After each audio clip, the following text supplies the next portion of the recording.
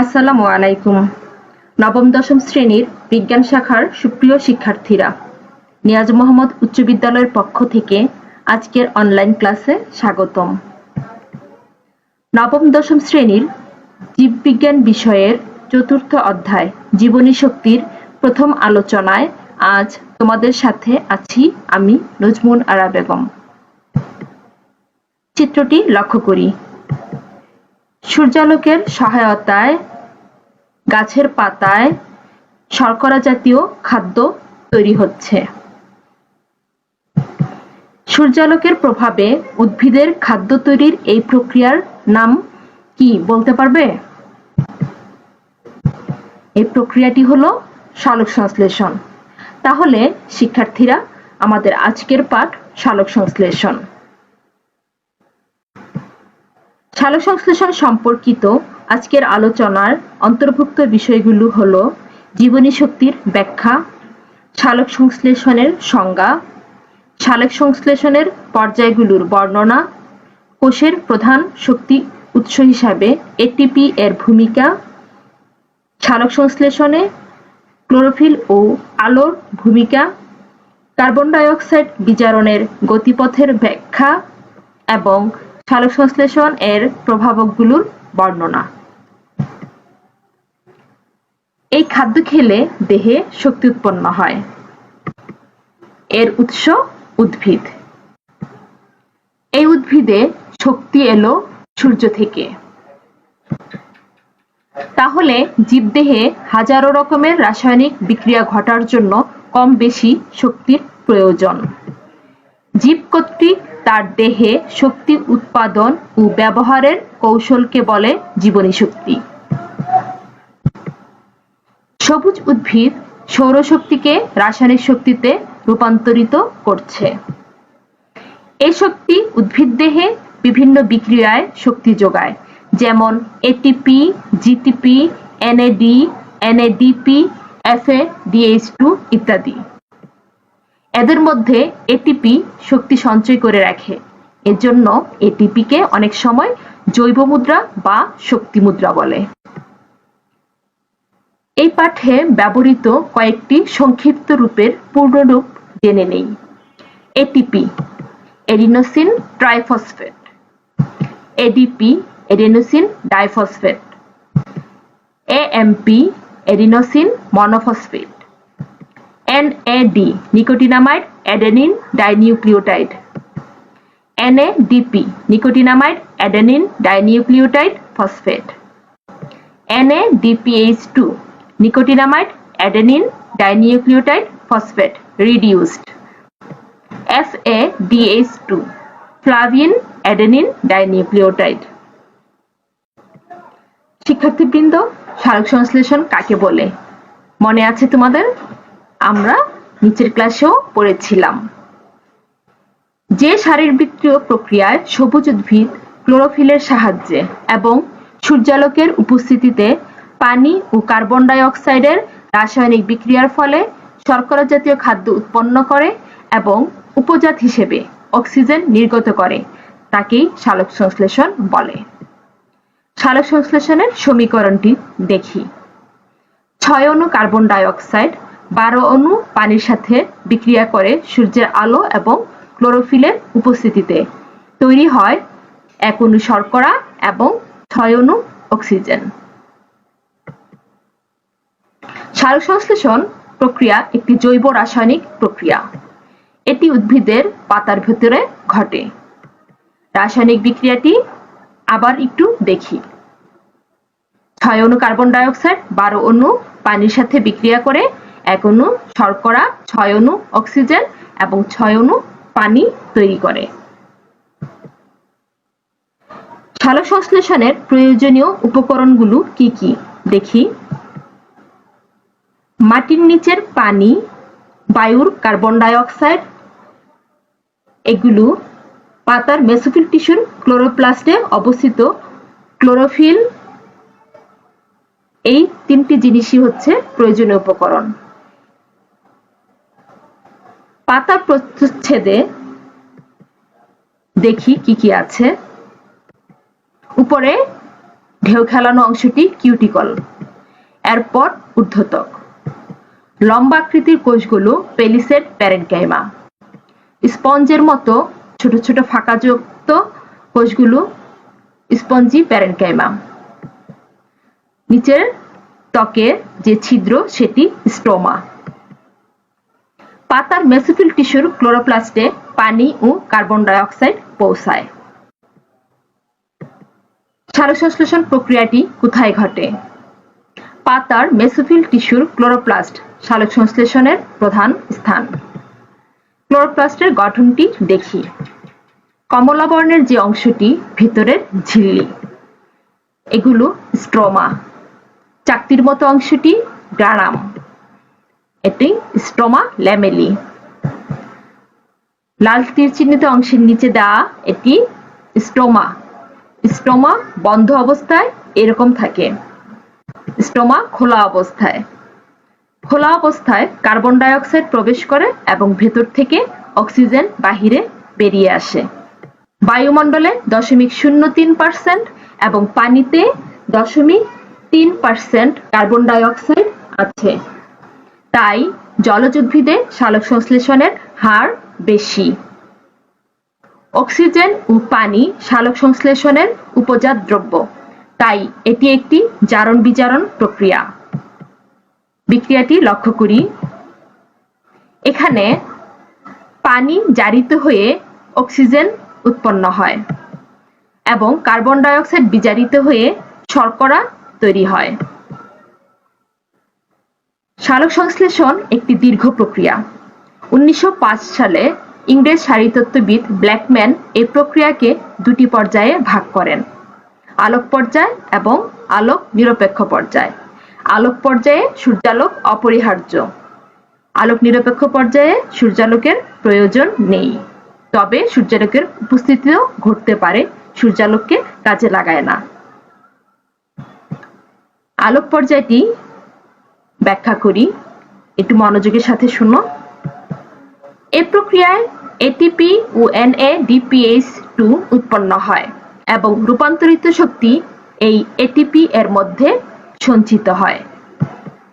ATP ও NADPH2 সৃষ্টিতে কার ভূমিকা রয়েছে বলতে পারো? ক্লোরোপ্লাস্টের ক্লোরোফিল অণুর ভূমিকা রয়েছে। ক্লোরোপ্লাস্ট এর ক্লোরোফিল অণুর কাজটি দেখি। এখানে গ্রানামে ক্লোরোফিল অণু শোষণকৃত ফোটন হতে শক্তি সঞ্চয় করে। এই শক্তি এডিপি এর সাথে অজৈব ফসফেট যুক্ত হয়ে এটিপি তৈরিতে ব্যবহৃত হয়। মুক্ত ফসফেট অর্থাৎ আইপি এডিপি এর সাথে যুক্ত হয়ে এটিপি তৈরি করে। এটিপি তৈরির এই প্রক্রিয়াকে বলে ফটোফসফোরাইলেশন। এটিপি কিভাবে তৈরি হয় দেখি। এডিনোসিন ট্রাইফসফেট হচ্ছে এটিপি। আইপি এখানে অজৈব ফসফেট এবং এ দিয়ে এডিনোসিন বোঝানো হয়েছে। এডিনোসিনের সাথে দুটি অজৈব ফসফেট থাকলে সেটি এডিনোসিন ডাইফসফেট। এডিনোসিনের সাথে তিনটি অজৈব ফসফেট থাকলে সেটি এডিনোসিন ট্রাইফসফেট। কিভাবে তৈরি হয়? এডিপি এর সাথে একটি অজৈব ফসফেট যুক্ত হয়ে এটিপি তৈরি হলো। যুক্ত হওয়ার কৌশল দেখি। সূর্যের আলোর প্রভাবে এই অজৈব ফসফেটগুলো এডিনোসিন ডাইফসফেটের সাথে যুক্ত হয়ে এটিপি তৈরি করে বা এডিনোসিন ট্রাইফসফেট তৈরি হয়। এটিপি তৈরির এই প্রক্রিয়াটি ফটোফসফোরাইলেশন। এই ফসফেট বন্ধনীতে প্রায় 7300 ক্যালোরি সৌরশক্তি আবদ্ধ হয়। শক্তি যুক্ত ও মুক্ত হওয়ার প্রক্রিয়াটি দেখো। শক্তিটা আসে আলো এবং ক্লোরোফিল অণু হতে। এরপর এটিপি তৈরি হয় এবং এই এটিপি জৈব সংশ্লেষণ, পরিবহন, বিপাকীয় কাজে ব্যয় হয়। মুক্ত ফসফেট এডিপি এর সাথে যুক্ত হয়ে এটিপি তৈরি করে। এটিপি যখন ভেঙে যায় তখন শক্তি নির্গত হয়। যা জৈব সংশ্লেষণ, পরিবহন, বিপাকীয় কাজে ব্যয় হয়। এটিপি ভেঙে এডিপি ও আইপিতে পরিণত হয়, তখনই শক্তি নির্গত হয়। সূর্যালোক ও ক্লোরোফিলের সহায়তায় পানি বিয়োজিত হয়। বিয়োজিত হয়ে কি হয় দেখি। পানি বিয়োজিত হয়ে অক্সিজেন, ইলেকট্রন এবং হাইড্রোজেন আয়ন তৈরি হয়। এই প্রক্রিয়াকে বলে ফটোলাইসিস বা পানির সালোক বিভাজন। ফটোলাইসিস প্রক্রিয়ার পর কি ঘটে? অক্সিজেন বাতাসে চলে যায়। ইলেকট্রন ফটোফসফোরাইলেশন প্রক্রিয়ায় এডিপি এর সাথে অজৈব ফসফেট যুক্ত হয়ে এটিপি তৈরিতে ব্যবহৃত হয়। NADP কে হাইড্রোজেন আয়ন বিজারিত করে NADPH2 তৈরি করে। এরপর শুরু হয় আলোক নিরপেক্ষ পর্যায়। আলোক নিরপেক্ষ পর্যায় ব্যাখ্যা করি, মনোযোগের সাথে তোমরা শুনবে। আলোক পর্যায়ে কি কি উৎপন্ন হয়েছিল মনে আছে তোমাদের? এটিপি ও NADPH2। এই পর্যায়ে এদের সহায়তায় কার্বন ডাই অক্সাইড বিজারিত হয়ে কার্বোহাইড্রেট উৎপন্ন হয়। সবুজ উদ্ভিদে কার্বন ডাই অক্সাইড বিজারণের 3টি গতিপথ আবিষ্কৃত হয়েছে। গতিপথগুলো হলো ক্যালভিন চক্র বা C3 গতিপথ, হ্যাচ ও স্ল্যাক চক্র বা C4 গতিপথ এবং ক্রেসুলেসিয়ান অ্যাসিড বিপাক। এখন বর্ণনায় আসি ক্যালভিন চক্র বা C3 গতিপথ। পাতার পত্ররন্ধ্র দিয়ে কার্বন ডাই অক্সাইড প্রবেশ করে। কোষে অবস্থিত 5 কার্বন বিশিষ্ট রাইবোলুজ 1,5 ডাইফসফেট এর সাথে এই কার্বন ডাই অক্সাইড মিলিত হয়ে 6 কার্বন বিশিষ্ট অস্থায়ী কিটো অ্যাসিড তৈরি করে, কারণ এটি কিছুক্ষণ পরেই ভেঙে যায়। এটি সাথে সাথে ভেঙে 3 কার্বন বিশিষ্ট 2 অণু 3 ফসফোগ্লিসারিক অ্যাসিড তৈরি হয় 3PGA। এর রাসায়নিক সংকেত C3H7O7P। এটি এর গাঠনিক সংকেত। এই 3PGA এটি প্রথম স্থায়ী পদার্থ, তাই এটি C3 গতিপথ। আলোক পর্যায়ে উৎপন্ন এটিপি ও NADPH2 ব্যবহার করে 3PGA থেকে 3 ফসফোগ্লিসারালডিহাইড ও ডাইহাইড্রক্সি অ্যাসিটোন ফসফেট তৈরি হয়। এদের থেকে ক্রমাগত বিক্রিয়ার মাধ্যমে একদিকে শর্করা, অপরদিকে রাইবোলুজ 1,5 ডাইফসফেট তৈরি হতে থাকে। প্রতিবার 1 অণু কার্বন ডাই অক্সাইড এই চক্রে প্রবেশ করে। তাহলে 1 অণু গ্লুকোজ তৈরিতে এই চক্র কতবার চলবে? 6 বার। ক্যালভিন চক্র বা C3 গতিপথ। এখানে গ্লুকোজ তৈরি হচ্ছে। এই চক্র বা গতিপথ আবিষ্কার করার জন্য বিজ্ঞানী ক্যালভিন 1961 সালে নোবেল পুরস্কার পান। হ্যাচ ও স্ল্যাক চক্র বা C4 গতিপথ। কার্বন ডাই অক্সাইড বিজারণের এই গতিপথের প্রথম স্থায়ী পদার্থ কত কার্বন বিশিষ্ট হতে পারে? এটি অক্সালোক অ্যাসিটিক অ্যাসিড, যা 4 কার্বন বিশিষ্ট, তাই এটি C4 গতিপথ। এটি আবিষ্কার করেন বিজ্ঞানী হ্যাচ। C4 উদ্ভিদ ভুট্টা, অ্যামারান্থাস, মুথা গাছ। C4 উদ্ভিদের সালোকসংশ্লেষণের হার বেশি, কারণ এদের পাতার উভয় পৃষ্ঠে সূর্যের আলো পড়ে। আলোক পর্যায়ে যেসব বিক্রিয়া ঘটে দেখি। আলোক শক্তি রাসায়নিক শক্তিতে রূপান্তরিত হয়, ফটোফসফোরাইলেশন ঘটে, ফটোলাইসিস ঘটে এবং আত্তীকরণ শক্তি। অন্ধকার পর্যায়ে যেসব পদার্থ উৎপন্ন হয়, উৎপন্ন পদার্থগুলো হলো 5 কার্বন বিশিষ্ট রাইবোলুজ 1,5 ডাইফসফেট, 6 কার্বন বিশিষ্ট অস্থায়ী কিটো অ্যাসিড, 2 অণু 3 ফসফোগ্লিসারিক অ্যাসিড, 3 ফসফোগ্লিসারালডিহাইড ও ডাইহাইড্রক্সি অ্যাসিটোন ফসফেট,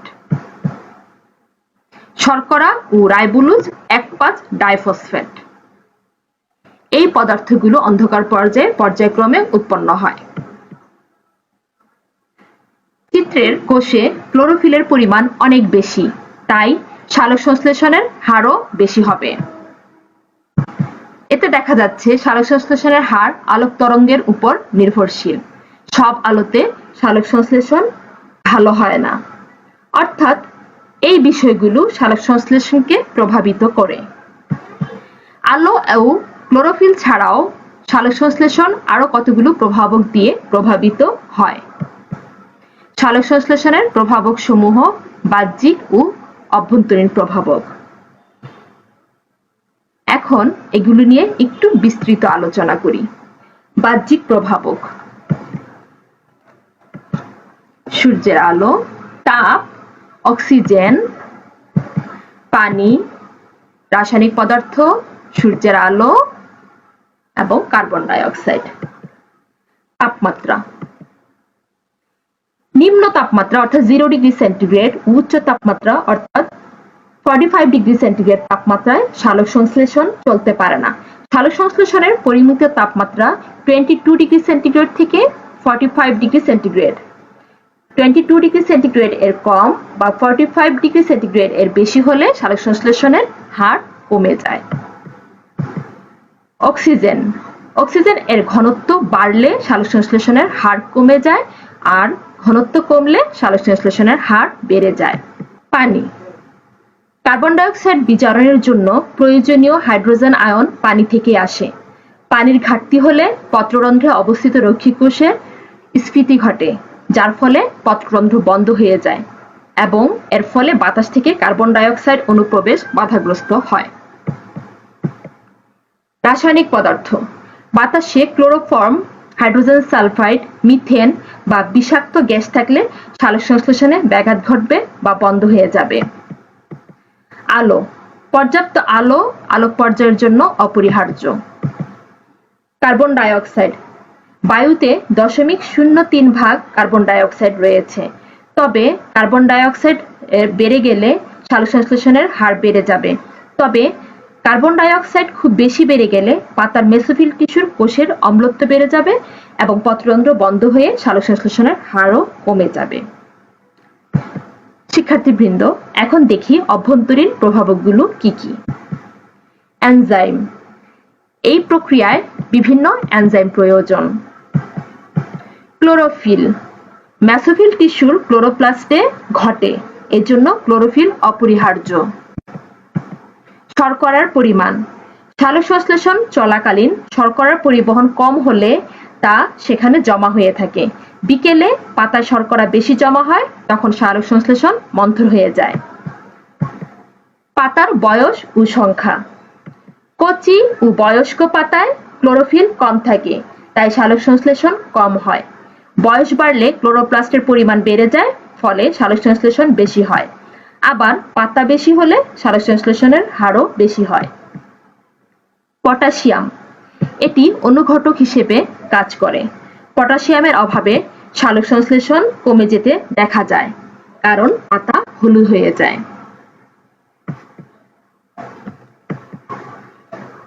শিক্ষার্থীবৃন্দ, সালোক সংশ্লেষণ প্রক্রিয়ার গুরুত্বগুলো একটু দেখি। উদ্ভিদের খাদ্য প্রস্তুতে সালোক সংশ্লেষণের গুরুত্ব রয়েছে, কারণ সকল শক্তির উৎস সূর্য। উদ্ভিদ খাদ্য তৈরি করে এই সূর্যালোকের সহায়তায়। প্রাণীর খাদ্য সরবরাহ: প্রাণী নিজের খাদ্য নিজে প্রস্তুত করতে পারে না। আমরা যাই খাই তার সবই প্রত্যক্ষ বা পরোক্ষভাবে উদ্ভিদ থেকে প্রাপ্ত। পরিবেশের ভারসাম্য রক্ষায় অবশ্যই সালোক সংশ্লেষণ অপরিহার্য, কারণ এর ফলে অক্সিজেন এবং কার্বন ডাই অক্সাইড এর সঠিক অনুপাত রক্ষা হয়। বায়ুমণ্ডলে 20.95 ভাগ অক্সিজেন এবং 0.03 ভাগ কার্বন ডাই অক্সাইড থাকে। এই অনুপাত রক্ষা পাওয়া সম্ভব শুধুমাত্র সালোক সংশ্লেষণের মাধ্যমে। শক্তির উৎস: সূর্য শক্তির উৎস। এই শক্তি উদ্ভিদ এরপর প্রাণীতে পৌঁছায়। মানব সভ্যতার অগ্রগতি এর উপর অনেকাংশে নির্ভরশীল।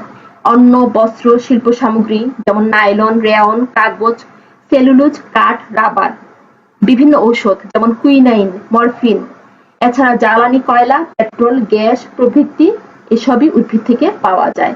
সুতরাং সালোকসংশ্লেষণ জীবজগতের সবচেয়ে গুরুত্বপূর্ণ একটি জৈব রাসায়নিক প্রক্রিয়া। শিক্ষার্থীবৃন্দ, সালোকসংশ্লেষণ নিয়ে বিস্তৃত আলোচনা হয়েছে। এখন এই পর্যায়ে দেখি তোমাদের কিছু মনে আছে কিনা। আমি কয়েকটি প্রশ্ন করছি, উত্তরগুলো আমি আবার বলবো, তখন মিলিয়ে নিবে। জীবনী শক্তি বা বায়ো এনার্জি কি? আমাদের আলোচ্য বিষয়ে প্রথমেই ছিল জীবনী শক্তি হলো জীব কর্তৃক তার দেহে শক্তি উৎপাদন ও ব্যবহারের কৌশল। পূর্ণরূপ এটিপি ও এনএডিপি। এটিপি হলো এডিনোসিন ট্রাইফসফেট, এনএডিপি হলো nicotinamide adenine dinucleotide phosphate. Photophosphorylation কি? এডিপি এর সাথে একটি অজৈব ফসফেট যুক্ত হয়ে এটিপি তৈরির প্রক্রিয়াই হচ্ছে ফটোফসফোরাইলেশন। এরপরের প্রশ্ন, পানি বিয়োজিত হয়ে কি কি উৎপন্ন হয়? মনে আছে পানির সালোক বিভাজন? এতে পানি বিয়োজিত হয়ে অক্সিজেন, ইলেকট্রন এবং হাইড্রোজেন আয়ন উৎপন্ন করে। পঞ্চম প্রশ্ন, C3 উদ্ভিদ ও C4 উদ্ভিদ কি?